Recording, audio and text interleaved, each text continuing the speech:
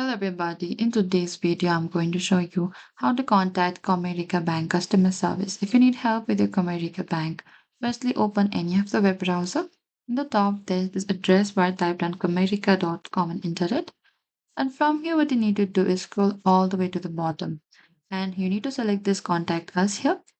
And over here you can find all of the phone numbers as well.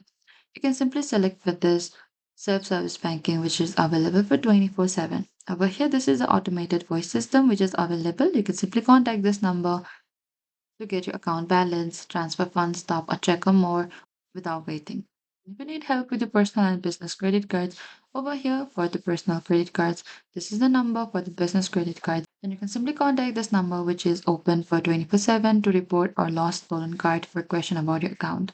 And you can scroll a bit down and you can find other numbers here as per your issues as well. And make sure before contacting customer service, you have your account or debit card information available for identity verification. And that is it. Thank you for watching this video. I hope this video was helpful.